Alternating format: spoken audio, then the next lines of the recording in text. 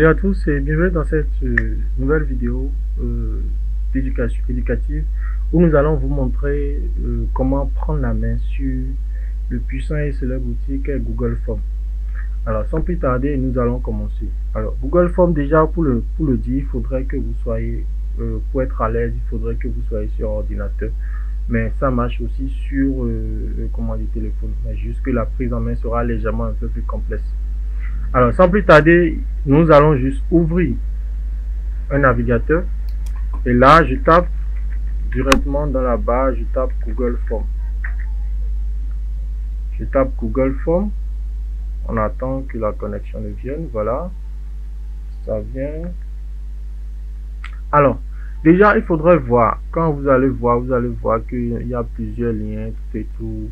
Généralement, cliquez sur le premier lien, ça devrait aller. Mais assurez-vous que ce soit un lien de Google. Parce que là, quand on voit que c'est www.google.com/form. Voilà. Là, on clique là-dessus. Ça va nous rediriger vers une page où on aura à voir. Voilà, une page bénéficier rapidement d'informations utiles grâce à Google Form. Là, on va cliquer sur connexion. Et là, automatiquement, vu que ce compte est synchronisé déjà, en fait, a déjà un compte Gmail et qu'on l'a ouvert dessus, automatiquement, vous voyez là, ça c'est mon compte davismako@gmail.com, le compte qu'on est en train d'utiliser pour faire cette vidéo. Et là, automatiquement, il me redirige vers la page de d'enregistrement du formulaire Google. Vous voyez un peu. Et là, une fois sur cette page, j'ai la possibilité déjà à ce niveau de cliquer, de créer un formulaire vierge. J'ai la possibilité de voir parmi les modèles, si les modèles qui sont là, bon, ici ce sont les travaux récents que j'ai eu à faire. Mais si les modèles qui sont là ne vous intéressent pas et que vous voulez en voir plus, il suffira juste de cliquer ici sur galerie de modèles. Et là, quand on clique, c'est qu'il nous défile beaucoup d'autres éléments qu'on peut voir en fonction de tout ce qu'on veut, tout et tout. Vu qu'on est dans un but purement ludique, nous allons commencer par créer un formulaire vide. Et là, il va nous demander de mettre le titre du formulaire. Un instant, on attend qu'il finisse le chargement pour qu'on puisse mettre le titre du formulaire. Un instant, voilà, ça c'est bon, ça vient, voilà, ça vient. Bon, déjà naturellement, vous remarquez qu'il faut avoir une bonne connexion pour ne pas en griffe trop s'énerver. Alors, supposons je mets formulaire d'inscription. Voilà, je mets formulaire d'inscription. Automatiquement ici, là je peux mettre une description pour mon formulaire. On va peut-être mettre ceci est un formulaire d'inscription que nous utilisons pour faire un test. Voilà. Alors, jusque là, déjà, il faudrait savoir que Google Form fonctionne avec ce qu'on appelle des quiz, des questions. Et pour chaque question, il va falloir définir le type, tout et tout. Alors, on va rapidement se familiariser à l'espace. Ici, on a le nom de notre formulaire. Le formulaire, en fait, le titre, en fait, ici, est différent du titre ici. Quand je viens là, vous avez vu automatiquement, quand j'ai cliqué, par défaut, il prend le titre ici. Je peux changer légèrement. Mais cela, en fait, aura juste incidence sur le nom de mon formulaire. Ici, par exemple, c'est le titre qui s'affiche. C'est parce que on est en mode édition qu'il a pris automatiquement le titre qu'on lui a mis de l'autre côté. Alors, ici, nous avons la rubrique questions. C'est là, on va mettre toutes les questions tout à l'heure, vous allez voir. Nous avons la rubrique réponse, où là, on a la possibilité ici de cocher ou de dire, voilà, de désactiver pour dire je ne veux pas que les réponses ne sont pas acceptées. De recliquer pour accepter les réponses là. Quand on va générer le lien, les gens pourront s'inscrire sur notre formulaire d'inscription. Ensuite, nous avons les paramètres. Et là, au niveau des paramètres, vous avez la possibilité de convertir en questionnaire. Quand on active ça, c'est qu'on dit immédiatement après chaque envoi, tout et tout, il dit attribuer des barèmes de notation, définissez les réponses et ajouter automatiquement des commentaires. Et là, il me dit publier les notes immédiatement après envoi. Plus tard, après examen manuel, active réponse, collecter les adresses mail, tout et tout. Donc, si par exemple vous voulez faire, bon, vu qu'on est dans un cadre, comment dire, où on dit qu'on veut faire un formulaire d'inscription, c'est pas très important d'activer cette option là. Mais si par exemple vous voulez faire un quiz final à certaines personnes et savoir déjà donner des notes, c'est-à-dire telle question c'est sur tel point, telle question est sur tel point, ainsi de suite, ainsi de suite. Vous avez déjà vu que automatiquement quand j'ai activé, on a un row total de points 0 qui est activé parce qu'on n'a pas encore mis de question. Quand je fais comme ceci, en même temps ça part. On continue avec la présentation. Là, nous avons les réponses, gérer la façon dont les réponses sont collectées et protégées. Et là, on peut dire collecter les adresses mail. Là, on active, c'est que les intéressés seront obligés de renseigner une adresse mail.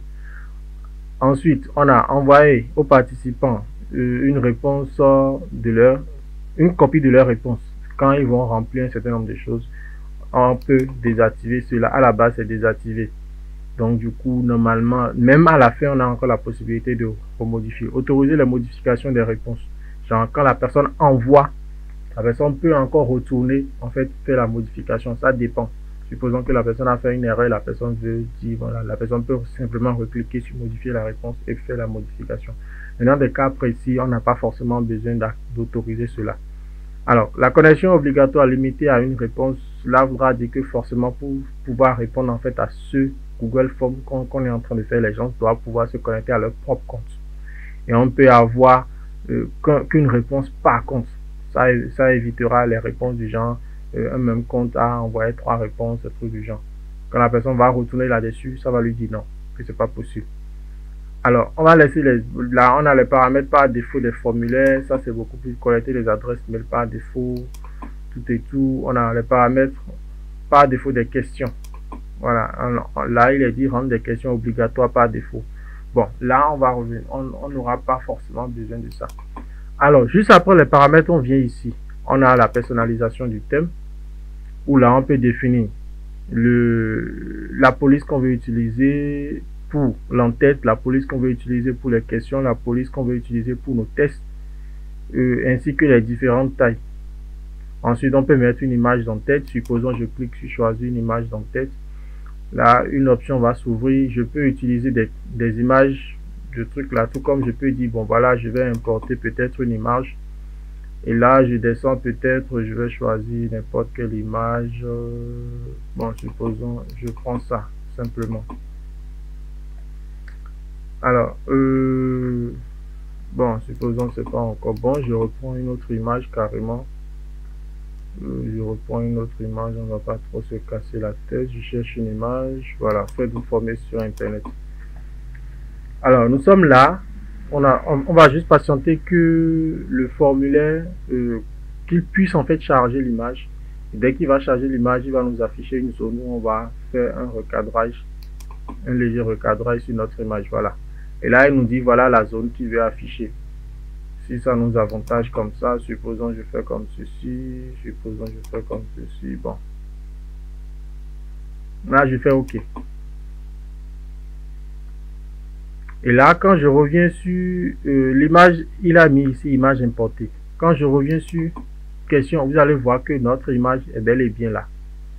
Ensuite, par rapport aux couleurs, on peut choisir ceci. Et là, vous allez voir qu'automatiquement, la couleur de fond est changée en fonction de cela. Maintenant, on peut aussi définir l'arrière-plan. Là, ça dépendra en fait de ce qu'on veut, de l'esthétique. Vous allez voir que pour chaque couleur, il propose plusieurs couleurs d'arrière-plan qu'on peut utiliser. Supposons je viens là et je prends ça simplement et je referme notre champ. Il faut remarquer en fait qu'avec les formulaires Google, l'enregistrement se fait automatique. Il dit toutes les modifications ont été enregistrées dans Drive. Chaque modification est automatiquement enregistrée. Dernière modification il y a quelques secondes. Donc si par exemple vous êtes en train de travailler et que je suppose que votre ordinateur n'a pas d'autonomie ou bien subitement la connexion vous lâche, ne vous dites pas comment est-ce qu'on fait pour enregistrer, il n'y a pas de souci pour ça. On continue dans la présentation. Alors on vient là, on clique sur aperçu. Quand on clique sur aperçu, il nous donne un aperçu de ce à quoi notre formulaire ressemble. Et là, il a ouvert dans un nouvel onglet, on laisse ça comme ça. Ici, on a la possibilité d'annuler une action, de rétablir une action. Ensuite, le bouton envoyer nous permet déjà, depuis ici, d'envoyer notre formulaire à quelqu'un. Et là, quand c'est comme ça, on peut l'envoyer directement par mail. On peut récupérer le lien Et à travers la récupération du lien, généralement, vous allez voir les gens qui vont vous envoyer des liens courts parce que ici, le lien est assez long. Il suffit juste de cocher raccourci l'URL et automatiquement, vous voyez qu'on a maintenant un lien qui est plus ou moins truc là, qu'on peut venir ici copier simplement et ça passe. Maintenant, l'autre chose, ça c'est par rapport à l'intégration. Et là, on définit, on crée, ça c'est beaucoup plus pour les développeurs ou bien pour les, pour les webmasters. On va pas trop aborder cette option, mais déjà, il faudrait reconnaître qu'à ce niveau, déjà, vous pouvez venir là, copier. Et si par exemple, j'ouvre un nouvel onglet et je fais coller et je valide, c'est que automatiquement le lien, ça sera la même chose. Vous voyez un peu, c'est la même chose que ce qu'il avait ouvert de l'autre côté. Alors, on continue. Ici, on a, par rapport au partage Facebook et Twitter, on n'a pas forcément besoin de ça. C'est pour directement partager le formulaire sur Facebook et sur Twitter. On ressort. Alors, on vient ici, et là, quand on vient là, on peut par exemple créer une copie de notre formulaire et de notre Google Form. Tout comme on peut placer ça dans la corbeille, on peut obtenir le lien. Quand on clique sur obtenir le lien, c'est que c'est exactement ce que ça fait au niveau de truc là, de l'autre côté, qui nous fait, il nous ouvre comment dire, une prévisualisation pour qu'on puisse aller dans le lien et copier. Alors ensuite, on peut imprimer, on peut ajouter des collaborateurs. En fait, l'ajout de collaborateurs, comment est-ce que ça se passe? Généralement, un collaborateur est une personne qui peut faire la modification du formulaire avec vous, ou bien faire le suivi en fait du formulaire avec vous. Supposons par exemple, voilà, là je suis le propriétaire, je suppose je vais mettre peut-être l'adresse mail de l'entreprise, voilà, je fais comme ceci. Là, je lui définis un titre, je lui dis, ah, voilà, c'est un éditeur. Et là, je peux ajouter un message personnalisé et le lui envoyer. Et là, ce collaborateur, quand il va recevoir et il va cliquer là-dessus, c'est qu'il sera aussi éditeur exactement au même titre que moi. Mais je reste et je demeure le propriétaire. Tout comme à tout moment, je peux encore revenir ici et modifier cela simplement sans souci. Alors là, on va simplement cliquer ailleurs pour que ça puisse partir. Et on revient toujours ici. Éditeur de script, les modules complémentaires. Quand on clique là-dessus, c'est qu'il nous envoie en fait sur une page, on aura beaucoup plus d'autres modules. Mais généralement, on n'en aura pas trop besoin. On n'en aura pas trop besoin. Voilà, il dit ça c'est le marketplace.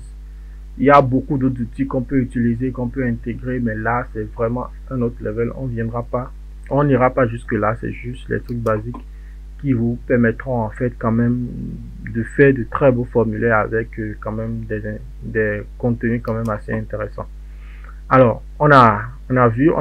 Maintenant, on peut ensuite aller voir les raccourcis clavier.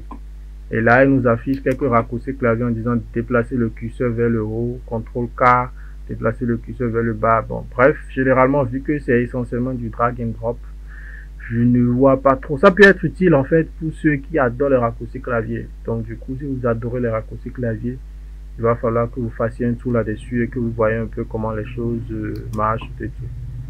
Alors, juste après cela, on va maintenant voir nos contenus. Ici, on a un plus qui nous permet d'ajouter une question. Ici, on peut importer des questions d'un autre formulaire ou bien d'une fiche Excel, tout et tout.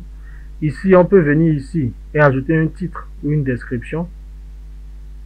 On peut venir, par la suite, on peut venir ajouter une image. Supposons on arrive quelque part. Maintenant, on peut aussi ajouter une vidéo. Et la vidéo, ça, si je suppose je clique comme ça, on va voir l'option qui va nous afficher. Il nous demande une vidéo sur YouTube ou bien on colle directement le truc ici ou carrément on va sur YouTube, on fait une recherche et on va voir la vidéo qui nous intéresse. On sélectionne, on clique sur sélectionner et ça passe. Et il va intégrer la vidéo.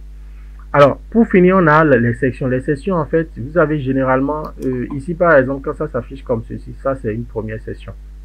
Vous allez voir à certains niveaux, quand les gens vont finir, ils vont faire suivant. Ça va encore leur ouvrir une autre page avec d'autres questions, ainsi de suite. C'est comme ça, en fait, le mode. Vous voyez, par exemple, voilà, je vais fermer ceci parce que ça, c'est légèrement différent. Voilà. Ici, par exemple, c'est le mode utilisateur qui est affiché. Où on a le bouton envoyer. On peut sélectionner. Et là, vous avez vu automatiquement par la base, il a pris en compte parce qu'il a vu déjà qu'il y a une forme de synchronisation. Alors, on retourne ici.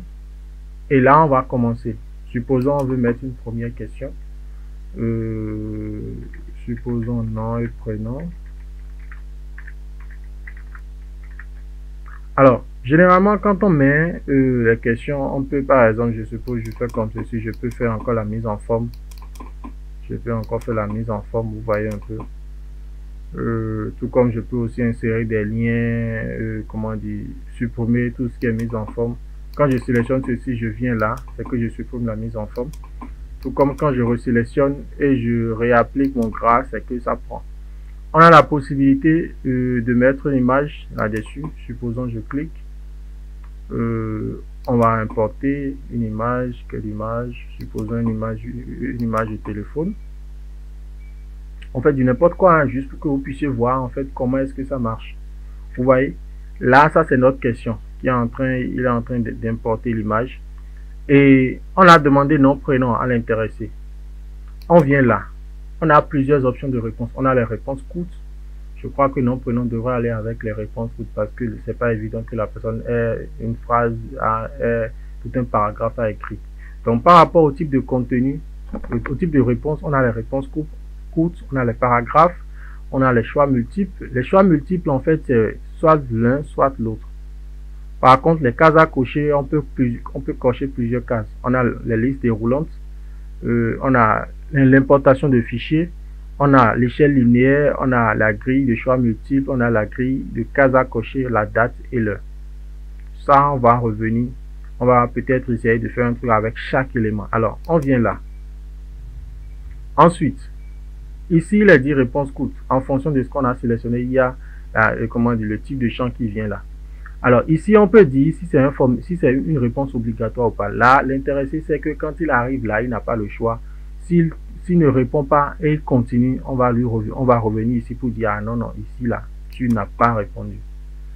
Ouais, donc on coche pour dire réponse courte. Et là, on va venir ici, simplement, on va actualiser et vous allez voir la différence. Ouais, automatiquement, il a écrit notre prénom, il a pris en compte notre mise en forme, mais il a mis une astérisque en rouge devant pour que l'intéressé sache. Et là, en haut, il a mis que tout ce qui est astérisque rouge est obligatoire. Ça permet en fait d'informer les gens. Quand par exemple, je vais faire envoyer, vous avez vu, il dit cette question est obligatoire. Donc, sans que je ne réponde à ça, je ne pourrai pas continuer. Alors, je continue. On va maintenant ajouter une autre question. Automatiquement, la question vient en bas. Supposons je mets date de naissance. Et je viens là. Là, naturellement, vous convenez avec moi que ça sera une date. Naturellement, on aura forcément besoin de la date de naissance de la personne. Maintenant, ici, on peut supprimer notre question. On peut dupliquer. Supposons par exemple qu'on a besoin de plusieurs dates. On peut dupliquer simplement et après déplacer sans souci. Maintenant, l'autre option, c'est que peu importe le champ qu'on a, que ce soit à ce niveau, au niveau des noms et prénoms, on a un point qui vient là, qui est en fait une zone conditionnelle. Qui est en fait une zone conditionnelle. Alors, supposons on vient là. On dit voilà, voilà. Par rapport, en fait, en fonction de la nature de la réponse, il y a les contenus qui diffèrent. Parce que tout à l'heure, on a vu en haut, un instant, je viens, on a vu à ce niveau, description et validation de réponse. Vous voyez un peu. Donc, du coup, on peut mettre une condition là-dessus. Je continue, on va voir ça tout à l'heure, vous allez comprendre. Supposons je suis là. On dit inclut l'heure, inclut l'année, description. Bon. Est-ce qu'on a besoin de l'année? Oui. Mais est-ce qu'on a besoin de l'heure, la date de naissance? Supposons qu'on a besoin de l'heure. Je coche aussi inclut l'heure. C'est que ça veut dire que la personne aura renseigné sa date de l'année et son année complète, jour, mois, année. Et aura aussi à dire maintenant le jour et l'heure de sa naissance. Ensuite, on continue. Je fais ajouter une autre question. Cette fois-ci, on aura besoin de quoi? Supposons adresse mail. Voilà. Naturellement, une adresse mail, ça sera peut-être une réponse courte. Mais là, on va dire validation de réponse. Et là, dans validation de réponse, il nous dit nom. Soit c'est un nombre supérieur ou égal, inférieur ou égal à tout ça, entre temps et temps. Supposons par exemple, on veut mettre l'âge et qu'on demande à la personne de renseigner comment dire l'âge. On peut mettre nombre Et on veut par exemple que les gens mettent que leur âge soit compris entre 10 et supposons par exemple je mets compris est-ce qu'on a compris entre ici, voilà, voilà, supposons par exemple que les gens doivent avoir entre 18 ans et plus. Donc je mets par exemple nombre supérieur à 18 et plus, et là on met un test d'erreur personnalisé au cas où la personne va renseigner, va mal renseigner. Mais vu qu'on n'est pas encore là, on va faire le cas de l'adresse, mais vous allez voir. Et là on met test contient. Quand on clique sur contient, on a contient, ne contient pas, et on a adresse mail. Et là automatiquement on va mettre ici par exemple un test personnalisé pour dire nous avons forcément besoin d'une adresse mail valide. Et là on met la réponse obligatoire. On continue. En attendant, pour faire un petit test, on va ajouter une section, voilà, à ce niveau. Et là vous voyez, quand on a cliqué sur section, il est venu ici, il a dit rubrique 2, rubrique 2 sur 2, et il a mis ça juste après là où on était. Donc maintenant, supposons que je veux envoyer cette question là ici. Je fais comme ceci, simplement, je descends vers le bas, j'appuie, je descends vers le bas et je le laisse. Et là, déjà automatiquement, lui se retrouve dans la zone 2, la rubrique 2. Maintenant, à ce niveau, quand on commence à manipuler les rubriques, c'est assez intéressant parce qu'il peut arriver où, je suppose, les gens répondent à une question jusqu'à un certain niveau. Et par rapport à la réponse qu'ils donnent à telle question, s'ils cliquent sur suivant, ça doit le renvoyer à une rubrique précise ou bien ça doit envoyer le formulaire. Alors, on dit après la session 1, je peux cliquer ici et dire passer à la session suivante, accéder à la page 1 formulaire d'inscription, accéder à la page 2, comment dire, bon, sans titre parce qu'on n'a pas encore mis de titre à la page ici, envoyer le formulaire. Donc, on laisse ça par défaut à la base, passer à la section suivante. Donc, je vais venir ici dans notre affichage actualisé pour qu'on puisse voir. Alors, là, on a nom, prénom. Je mets Toto Star, voilà. La date de naissance 01/01/1990. L'heure, je mets 12h.